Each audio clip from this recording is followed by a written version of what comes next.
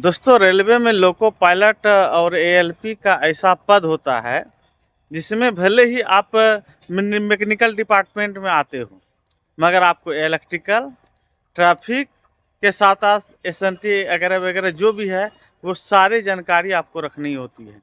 यानी आपको ट्रैफिक की भी जानकारी रखनी है, आपको इलेक्ट्रिकल भी जानकारी रखनी है, यानी डीजल इंजन भी चलाना है, इलेक्ट्रिकल इंजन भी चलाना है, ट्रैफिक में कहाँ क्या है वो सब आपको जानकारी रखना है।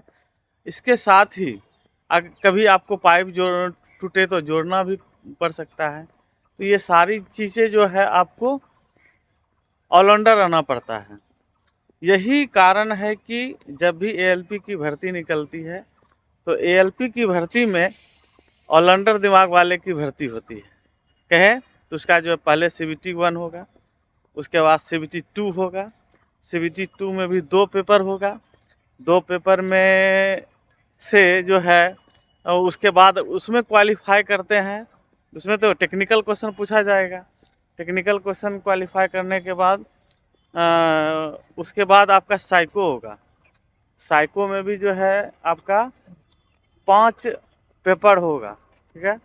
और पांचों पेपर जो है आपको उसमें क्वालिफाई अच्छे ढंग से करना होगा। ऐसा नहीं कि आप जैसे मन तैसे आप कर दिए तो आप डिस्क्वालीफाई हो जाइएगा। CBT 1 और CBT 2 जो आप दिए हैं एग्ज़ाम, वो सब बेकार चला जाएगा।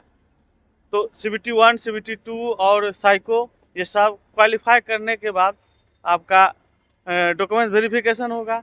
डॉक्यूमेंट वेरिफिकेशन के बाद आपका मेडिकल टेस्ट होगा A1 कैटेगरी का।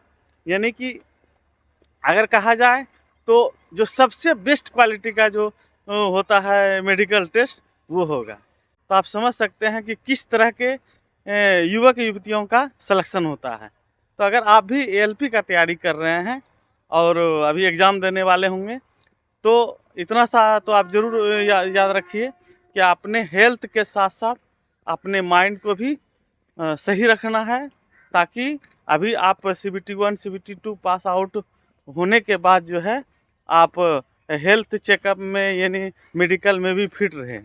साइको आपका होगा, साइको में भी आपका दिमाग जो है बहुत तेज चलना चाहिए, ठीक है। तो ये सब चीज़ें अभी से ही आप ध्यान रखिएगा तो आपके लिए बेहतर होगा, ताकि आपका सिलेक्शन पक्का हो सके। उम्मीद करते हैं कि आप समझ गए होंगे कि अभी से ही आपको ऑलराउंडर होना होगा, तभी जो है आप भारतीय रेलवे में एएलपी के रूप में सेवा दे सकते हैं। मिलते हैं नेक्स्ट वीडियो में बेहतरीन जानकारी के साथ। धन्यवाद।